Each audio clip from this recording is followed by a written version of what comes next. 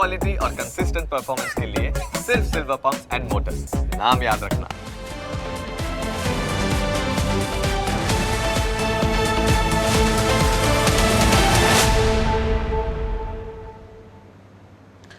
તમને સ્પર્શતા તમામ સમાચારોની છે એમને ફિકરને એટલે જ હું આપના માટે લઈને આવ્યો છું પ્રાઇમ 9 વિથ જીગર। પ્રાઇમ 9માં આજે વાત નવરાત્રિને લઈને ઊભા થયેલા એક વિવાદની।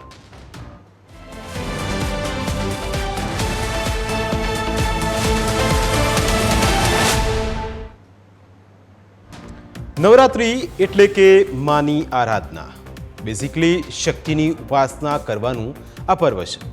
ભગવાન શ્રી રામની શક્તિ પૂજાની સાથે આ મહાપર્વની શરૂઆત થઈ હતી।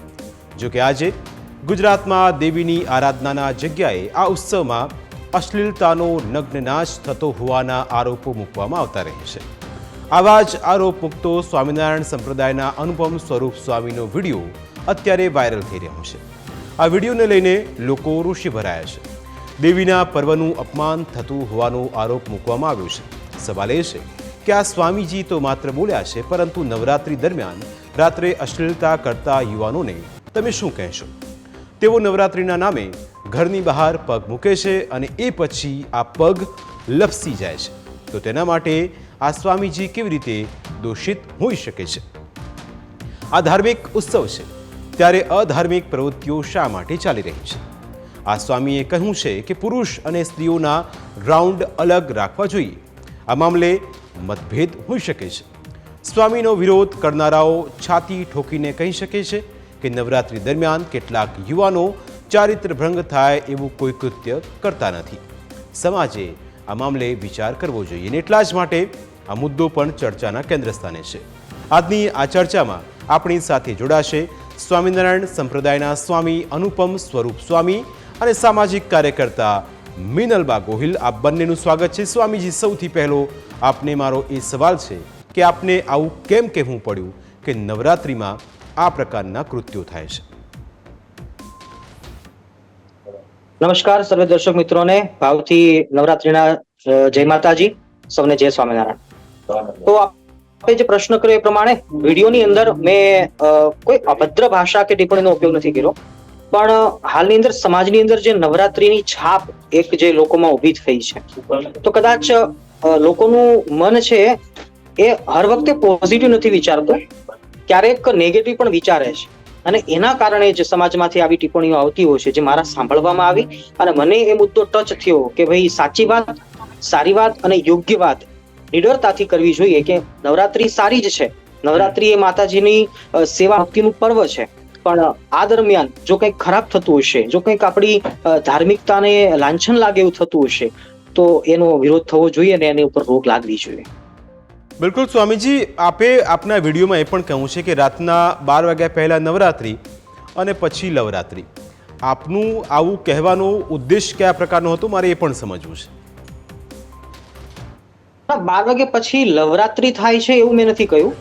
મેં તો એ વાત કરી છે કે 12 વાગ્યા પછી જે રાસ ગરબા લેવાય છે એ તમને શું લાગે છે કે ખરેખર એ માતાજીની સેવા ભક્તિ કે ઉપાસના માટે થતું હશે?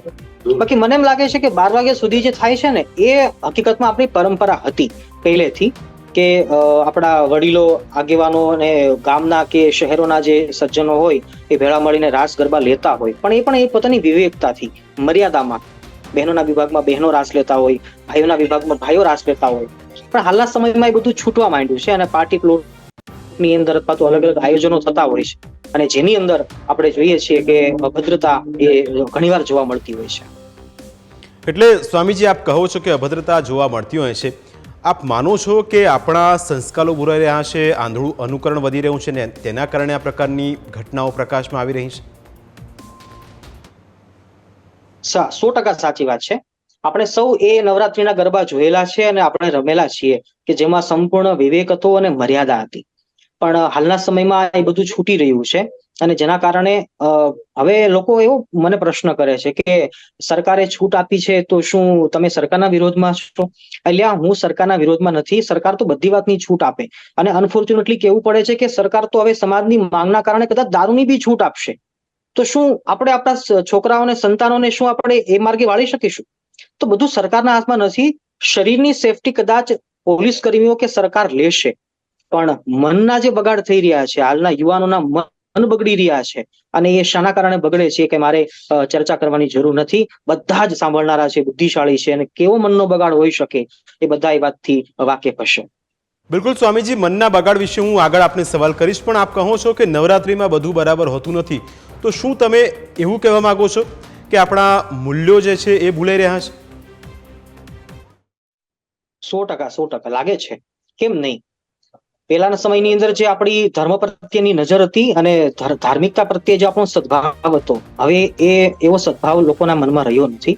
અને સ્પેશિયલી જો નવરાત્રીની વાત કરું તો કેવળ એક ઉત્સવ કે એક તહેવાર માટેની મારો અપીલ નથી, પણ હિન્દુ ધર્મના ઉજવાતા તમામ તહેવારો અને તમામ જે વાત છે, ઉજવણીઓ છે, દાખલા તરીકે હમણાં જ આવતા સમયમાં દિવાળી આવશે, તો હું એમ કહું કે આપણે ઘરે ઘરે દીવડાઓ પ્રગટશે, એ બહુ સારી વાત છે, પણ એ વાત પણ લોકોને ખબર હોવી જોઈએ ને કે દિવાળી શા માટે ઉજવવામાં આવે છે. ભગવાન રામ અધર્મનો નાશ કરી રાવણને મારી અને અમાસની કાળી રાત્રે અયોધ્યા આવ્યા હતા, પણ અયોધ્યાવાસીઓએ ભગવાનનું સ્વાગત અને પૂજન કર્યું હતું અને દીવડાઓ પ્રગટાવી અમાસ હોવા છતાં પણ પૂનમ જેવું વાતાવરણ ઊભું કર્યું હતું. તો એની ખુશીમાં છે એ દિવાળી ઉજવવામાં આવે છે. પણ શું લોકોને આ વાતની ખબર હોય છે?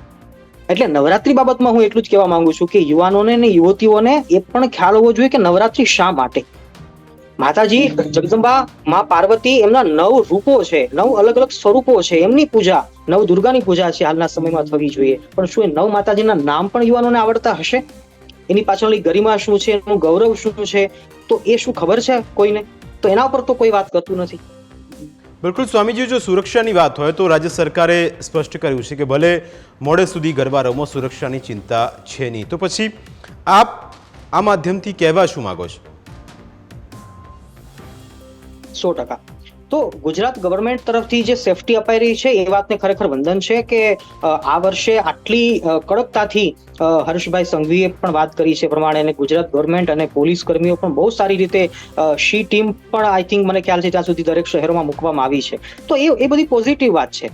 પણ હું એ વાત કરી રહ્યો છું, મારી અપીલ છે કે શરીરની સેફટી તો લોકો જોઈ લેશે, ચાલો શરીરની સેફટી તો સરકાર કરશે, પણ અમે જે વાત કરીએ છીએ ધર્મ જગતમાંથી આવીએ છીએ ને, એટલે હું મનના કંટ્રોલની વાત કરું છું અને મનના બગાડની વાત કરું છું. અને એના ઉપર કંટ્રોલ એ સરકાર ના કરી શકે અને એના ઉપર કંટ્રોલ કોઈ પોલીસ કર્મી ના કરી શકે. બિલકુલ સ્વામીજી, આપે કહ્યું કે મનના બગાડની આપ વાત કરો છો. હવે મારો સવાલ આપને એ છે કે આપ જે મનના બગાડની વાત કરી રહ્યા હશે, મનના બગાડનો પહેલા તો મારે પ્રકાર સમજવો હશે.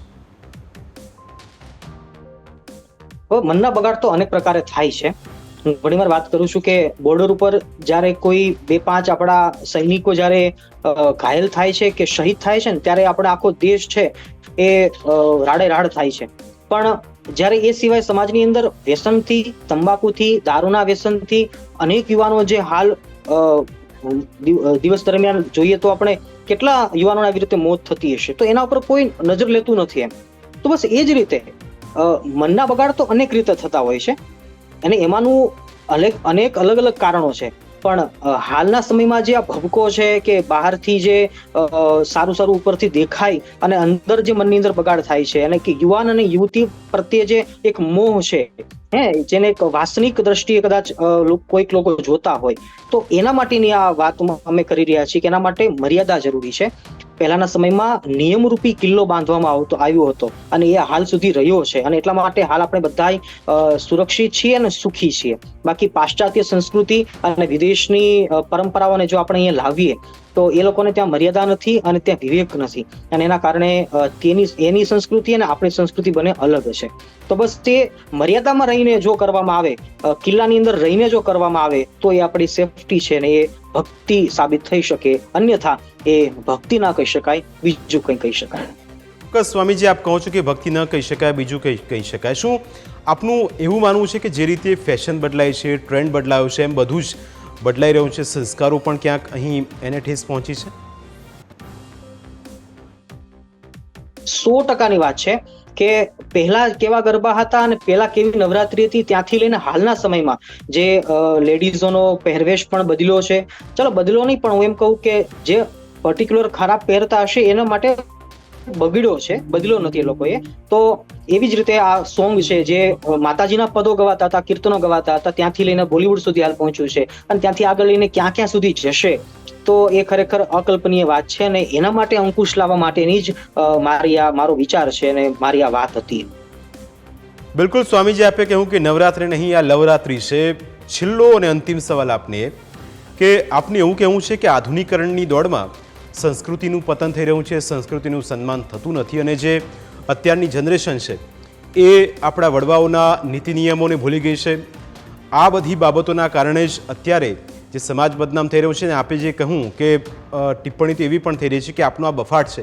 શું આપનો આ બફાટ હોય તો પછી જે સમાજની આપ સુધારણાની વાત કરી શકો છો, એક સંપ્રદાય તરીકે આપ શું સમાજને સંદેશો આપશો?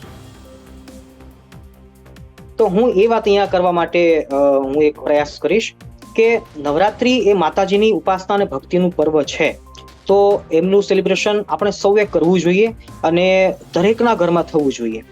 પણ હાલની જે રીતિભાતીઓ બદલી છે એના ઉપર જો રોકટોક કરવામાં આવે અને પર્ટિક્યુલર હું હવે દરેક પરિવારના અગ્રણીઓ અને દરેક પરિવારના જે વડીલો છે, જે મધર ફાધર આપણે કહી શકીએ અથવા દાદા દાદી કહી શકીએ કે જેમણે સાચા અર્થમાં સારા ગરબાઓ જોયેલા છે, તો એ વાત પોતાના સંતાનોને કરશે, યુવતીઓને કરશે, તો ખરેખર એક સારો એક મેસેજ છે સમાજમાં બહાર જશે.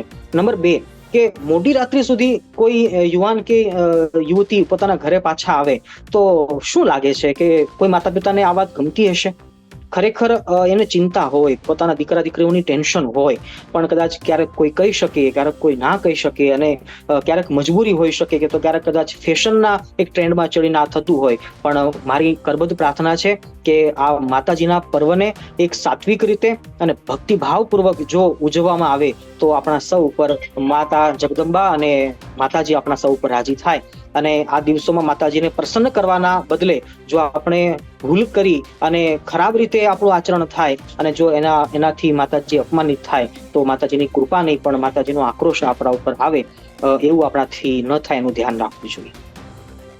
હા, 100% વાત છે.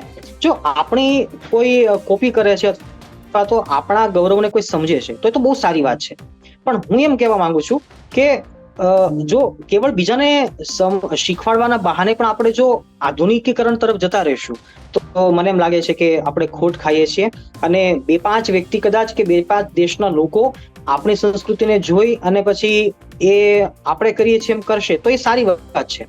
પણ હવે એમને જ એમના સુધી થવા માટે અથવા તો એમના સ્ટેજ સુધી આપણે પહોંચીએ અને આપણે આપણો શિકાર એમને કરાવીએ એવા ભાવથી જો કરવામાં આવશે ને તો મને એમ લાગે છે કે આપણે પાછળ રહી જઈશું અને આપણે એની હરોળમાં જઈને ઉભા રહીશું કે જે પાશ્ચાત્ય સંસ્કૃતિની અંદર ગરિમા નથી અથવા તો વિવેક નથી અને મર્યાદાઓ નથી, પણ આપણી સંસ્કૃતિ મર્યાદાથી સભર સંસ્કૃતિ છે, એનું પરિપાલન થવું જોઈએ અને એમની સુરક્ષા થવી જોઈએ. બિલકુલ સ્વામીજી, આપે જે કહ્યું છે એના કારણે વિવાદ પણ એક ઊભો થયો છે. આપનું કહેવું છે કે મેં આવું કહ્યું નથી, પણ ચોક્કસ એક સમાજમાં એક રોષની લાગણી પણ છે અને એક સમાજમાં એની અંદર એ પણ સવાલ ઉઠી રહ્યો છે કે જે સંસ્કૃતિનું જો સન્માન ન થતું હોય તો તેને લઈને ચિંતા પણ એટલી જ થવી જોઈએ. આપ અમારી સાથે ચર્ચામાં જોડાયા, આપનો ખૂબ ખૂબ આભાર. તો અત્યારે જે સ્વામીએ કહ્યું કે મેં જે કહ્યું છે એ સમાજના હિત માટે કહ્યું છે, પણ સ્વામીજીની આ ટિપ્પણીએ એક નવા વિવાદને જન્મ આપ્યો છે. પ્રાઇમ 9માં સમય થયો છે બ્રેકનો. બ્રેક બાદ આપણે વાત કરીશું સામાજિક કાર્યકર્તા મિનલબેન સાથે. તેમનું આ મુદ્દે શું કહેવું છે તેના વિશે કરીશું વાત એક નાનકડા બ્રેક બાદ.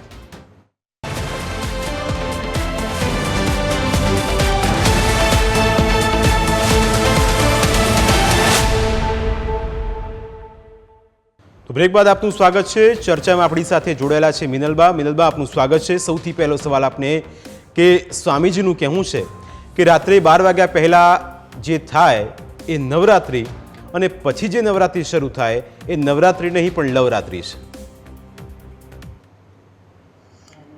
મારું આ મેં વિડીયો જોયો હમણાં અને મારું આના ઉપર એટલું જ કહેવાનું છે કે આપ પણ હિન્દુ સંપ્રદાયથી છો અને આ ખૂબ જ આપણો એક પવિત્ર તહેવાર છે અને હું માનું છું ત્યાં સુધી આપણે જો આપણા તહેવારોની એક હિન્દુ થઈને મર્યાદા નહીં જાળવીએ તો બીજા પાસે આપણે શું અપેક્ષા રાખી શકીએ. સ્વામીજીએ આ શબ્દનો જે ઉપયોગ કર્યો છે એ સદંતર ખોટો છે. એમને આપણી આ તહેવારની પવિત્રતા જાળવવી જોઈએ અને આ શબ્દનો ઉપયોગ કરવો જ ના જોઈએ. બિલકુલ બેન, સ્વામીજી એ પણ કહે છે બેન કે આ એક આંધળું અનુકરણ શરૂ થઈ ગયું છે. શું આપ સ્વામીજીની આ વાત સાથે સહમત છો? આધુનિકરણ થઈ રહ્યું છે એ વસ્તુ અલગ છે, પણ એના માટે પણ પ્રશાસન પૂરતા જે કંઈ પણ પગલાં લેવાના છે એ લે જ છે. જેમ કે અમે લોકો અહીંયા રાજકોટમાં નવરાત્રિઓ થતી હોય છે, તો અવારનવાર બધે દીકરીઓ જતી હોય છે નવરાત્રિમાં. તો એના માટે રાજકોટ પોલીસે શી ટીમ છે, 181 છે, પોલીસ સ્ટેશનની બીજી બધી ટીમો છે, એ બધી દીકરીઓની સહાયતા માટે 24 કલાક હાજર જ હોય છે. તો એમના એ નિવેદન માટે પણ મારે એટલું જ કહેવાનું છે કે આધુનિકરણ થઈ રહ્યું છે, તો એની સામે એવી કોઈ વસ્તુ નથી કે તમને કોઈ વસ્તુ માટે કોઈ તમને જાળવણી નથી મળતી કે અથવા તો દીકરીઓની કોઈ કહેવાય ને કે કોઈ સેફટી નથી. એ બિલકુલ ખોટું છે. એ બધી વસ્તુ માટે થઈને આપણે નવરાત્રિની આધુનિકરણની ભાષાને વ્યાખ્યાને બદલાવી નાખી છે. એ વ્યાખ્યા તદંતર એમને ખોટી કરી નાખી છે. બિલકુલ બેન, વાત અહીં અટકતી નથી. સ્વામીજીનું એ પણ કહેવું છે કે નવરાત્રિને એક ફેશનનું નામ આપી દેવાયું છે અને 12 વાગ્યા પછી ફક્ત મનોરંજન જ હોય છે. આમાં દરેક પક્ષનું અલગ અલગ મંતવ્ય હોઈ શકે, પણ જે લોકો સાચા શક્તિના ઉપાસક છે એના માટે તો નવરાત્રિની પવિત્રતા અને એ વસ્તુ એની સાથે જોડાયેલી હોય, તો એમાં કોઈ 12 વાગ્યા પછી નવરાત્રિનું પર્વ ઉજવાય તો એ ફંડા છે, એ બધી વસ્તુ એમનામાં માન્યતા હોઈ શકે એમની. અને દરેક વ્યક્તિની પોતાની અલગ અલગ માન્યતાઓ અને અલગ અલગ હોય બિલીફ કે ભાઈ કોઈ પણ વ્યક્તિ હોય 12 વાગ્યા પછી નવરાત્રિ કરતી હોય, ગરબા રમતી હોય, તો એમાં દરેક વ્યક્તિ ખોટી ના હોઈ શકે. અમુક વ્યક્તિ ખોટી હોઈ શકે એવું જરૂરી છે એ બધી વસ્તુ, પણ દરેક વ્યક્તિ ખોટી ના હોઈ શકે ને દરેક વ્યક્તિની જે ભાવનાઓ હોય એ અલગ અલગ રીતે જોડાયેલી હોય છે. તો એમને છે ને દરેક વ્યક્તિને સાથે ના જોડવા જોઈએ. જે લોકો અમુક વ્યક્તિઓ જે છે એમના માટે કદાચ એ કંઈ પણ બોલતા હોય તો અલગ વસ્તુ છે, બાકી દરેક વ્યક્તિઓ માટે નવરાત્રિની પરિભાષા અલગ છે. બિલકુલ ચોક્કસ, દરેક વ્યક્તિની પરિભાષા અલગ હોઈ શકે. બેન, એક સામાજિક કાર્યકર છો આપ, શું આપ માનો છો કે બેન દીકરીઓને કયા પ્રકારની બાબતોનું ધ્યાન રાખવું જોઈએ? શું એમને કહેવા શું માગશો? દરેક બહેનો દીકરીઓને મારી એટલી નમ્ર વિનંતી છે કે આપણે જે કોઈ પણ સ્થળે જતા હોય છે, દરેક જિલ્લાની પોલીસે ગાઈડલાઈન બહાર પાડી જ છે. આપ આપના પેરેન્ટ્સને કહીને જઈ શકો છો કે આપ કયા સ્થળે નવરાત્રિ રમવા જઈ રહ્યા છો. બીજી વસ્તુ એ છે કે પોલીસે પણ ગાઈડલાઈન બહાર પાડી છે કે મોડી રાત્રે અગર તમને ક્યારેય પણ જરૂર પડે, કોઈ વાહન વ્યવસ્થાની હોય કે કદાચ કોઈ સ્થળે આપ સલામત નથી, તો આપણે એમનો સંપર્ક કરી શકીએ છીએ. બાકી પોતાની સુરક્ષા માટે મહિલાઓએ પોતે પગલાં ભરવા પડે. અને દરેક વ્યક્તિ અત્યારે શી ટીમ છે, 181 છે, આપ ગમે ત્યારે ગમે ત્યાંથી ડાયલ કરીને એમની સહાયતા લઈ શકો છો. અને હું પોતે પણ રાત્રે ઘણીવાર મોડે સુધી નવરાત્રિમાં બહાર ગયેલી છું અને મેં જોયું છે કે પોલીસ પ્રશાસન બધે ખડે પગે હોય જ છે, પણ મેઇન વસ્તુ એ છે કે દીકરીઓએ પોતે પણ પોતાની સેફટી, પોતાની સુરક્ષાઓ માટે થઈને જે પોલીસનો સંપર્ક જ્યારે કરવો જોઈએ ત્યારે ચોક્કસપણે એમની મદદ લઈ અને ઘરે પહોંચી જવું જોઈએ. ચોક્કસ, બહેનોની સુરક્ષાની આપે વાત કરી, પણ આપ માનો છો કે સ્વામીજીએ જે વાત કહી છે એ એમને મર્યાદામાં રહીને આ સંદેશો સમાજને આપ્યો છે? સમાજ સુધારવા માટે જે કોઈ પણ નિવેદન એમને આપેલું છે, સમાજને સુધારવાનું હતું અને સમાજ સુધરી રહ્યો છે અલગ વસ્તુ છે, પણ આપણી જે પૌરાણિક માન્યતાઓ જે આપણા તહેવારોની પવિત્રતાને લઈને છે ને, સ્વામીજી એમની મર્યાદા જાળવી જોઈએ. અને જે શબ્દનો ઉપયોગ કર્યો છે, એક હિન્દુ તરીકે પોતે પણ નવરાત્રિના ઉપાસક કે શક્તિમાના ઉપાસક હોઈ શકે છે. અને આપણા બધાની આની સાથે એક ખૂબ જ પ્રકારની જે કહેવાય ને માન્યતાઓ અને બધી જળવાઈ રહેલું છે. તો સ્વામીજીનું જે કંઈ પણ નિવેદન છે આ મંતવ્યથી અલગ છે. દરેક તહેવારોમાં દરેક જગ્યાએ આધુનિકરણ કદાચ થોડું ઘણું જોવા મળે, પણ નવરાત્રિની પરંપરા વર્ષોથી ચાલી આવે છે અને એ ચાલશે અને આગળ જતાં પણ સમય જતાં પણ આ પરંપરા ક્યારેય નહીં બદલાય. એ આવી રીતે જ ચાલતી રહેશે. તો હું માનું છું ત્યાં સુધી સ્વામીજીએ ખરેખર આપણા ધાર્મિક તહેવારોને લઈને આવું અનુરૂપ નિવેદન અત્યારે આપવું જરૂરી નહોતું. બિલકુલ બેન, બીજું આપને લાગે છે કે પશ્ચિમી સંસ્કૃતિનું અનુકરણ વધી ગયું છે અને સંસ્કારોનું જે સિંચન થવું જોઈએ એ થતું નથી. 1991થી લઈને 2024 અત્યારે સોશિયલ મીડિયામાં જૂના ગરબા તમે પણ જોતા હશો કે જેમાં એક ગામનો ચોરો હોય, ત્યાં બધા બેઠા હોય, મહિલાઓ, પુરુષો અને એક વ્યક્તિ ગાતો હોય. અને અત્યારની 2024ની નવરાત્રિ, આપને લાગે છે કે સંસ્કારોનું સિંચન થાય છે કે નથી થતું? આપ પણ સમજો છો ને સૌ કોઈ જાણે છે કે જે કોઈ પણ ફેશનની જે કોઈ પણ માન્યતા હોય બધા માટે અલગ અલગ હોઈ શકે છે, પણ વસ્તુ આખી એવી છે કે આપણા જે કોઈ બી કુટુંબીજનો હોય અને એ કુટુંબીજનોને પણ તકલીફ ના પડતી હોય કોઈ ફેશન માટે, અને આજકાલની દીકરીઓએ હું માનું છું ત્યાં સુધી તહેવારોમાં થોડી ઘણી મર્યાદા જાળવવી ખૂબ જરૂરી છે. આપ એ પહેરવેશના મતલબ કે આપણા જે પોતાનો જે પરંપરાગત પહેરવેશ છે એ પહેરીને પણ નવરાત્રી ઉજવી જ શકો છો, પણ આધુનિકતાના ધોરણે એટલું બધું નહીં રંગાઈ જવું જોઈએ કે તહેવારોની મર્યાદા ત્યાં પહેરવેશમાં સમાપ્ત થઈ જાય. બિલકુલ બેન, છેલ્લો અને અંતિમ સવાલ, એક મહિલા તરીકે તમામ એ દીકરીઓને શું કહેવા માંગશો? શું આપ એ વાત સાથે સહમત છો કે મર્યાદામાં રહીને તમામ તહેવારોને ઉજવવા જોઈએ? હું માનું છું ત્યાં સુધી દુષ્કર્મની જે કોઈ પણ વાતો આવે છે એ આપ જાણી રહ્યા છો કે આજકાલ ખૂબ જ વધી ગયો છે આ વસ્તુ, આ દૂષણ ખૂબ જ વધતું જાય છે સમાજમાં. પણ હું માનું છું ત્યાં સુધી આમાં સગીરાના પેરેન્ટ્સ છે, સગીરા છે, એ બધાએ પોતપોતાની સેફટીનું થોડું ધ્યાન રાખવું જોઈએ. અજાણી વ્યક્તિ સાથે ઓનલાઈન સંપર્ક ના કરવો જોઈએ, અજાણી વ્યક્તિઓ સાથે મળવું ના જોઈએ. અને બીજી વસ્તુ એવું છે કે જો આપણે તકેદારી રાખીએ તો આવી વસ્તુ ના જ બને, એ વસ્તુ પણ આપણે માનવી રહી. અને બીજી વસ્તુ એવી છે કે દુષ્કર્મ કરનાર કોઈ પણ વ્યક્તિઓ હોય છે તો આપને ખ્યાલ જ છે કે નજીકના કોઈ પણ પરિજનો કે નજીકના પરિચિત વ્યક્તિઓ હોઈ શકે અથવા તો અજાણી વ્યક્તિ, તો એના માટે તેને દીકરીઓ પણ સાવચેતીના પગલાં લેવા પડશે. અને એના માટે એમના જે પેરેન્ટ્સ હોય, એમના મધર અને ફાધર, એમને પણ પોતાની દીકરીઓને કોઈ પણ જગ્યાએ મોકલતા પહેલા એકવાર સેફટીનો વિચાર કરવો જોશે. દીકરીઓએ પોતાના કોઈ પણ મોબાઈલમાં કે ઇમરજન્સી કોન્ટેક્ટમાં પોતાના પેરેન્ટ્સના નંબર સેવ રાખવા જોઈએ. પ્લસ તમને ક્યારેય પણ એવું લાગે છે તો 100 નંબર ડાયલ કરીને તમે પોલીસની મદદ લઈ શકો છો. હું પર્સનલી એક દીકરી તરીકે વાત કરું તો હું મોડી રાત્રે ઘણી જગ્યાએ જઉં છું, પણ મને ક્યારેય પણ એવું ફીલ નથી થયું કે આપણું ગુજરાત છે એ આપણા માટે સેફ નથી. ચોક્કસ બેન, આપનો આભાર, ખૂબ ખૂબ અમારી સાથે આપ ચર્ચામાં જોડાયા. તો આ મુદ્દો ખૂબ જ ચર્ચાના કેન્દ્ર સ્થાને છે. આસ્થા પોતાની જગ્યાએ અખંડ છે, ભક્તિ પોતાની જગ્યાએ અખંડ છે, અને જ્યારે સંસ્કૃતિ અને મૂલ્યોની વાત આવતી હોય ત્યારે ગુજરાત છે ને ગુજરાત બધું જાણે છે. અમારી વિશેષ રજૂઆતમાં અત્યારે બસ આટલું જ. ફરી મળીશું આપને સ્પર્શતા મુદ્દા સાથે. ત્યાં સુધી રજા આપશો. નમસ્કાર.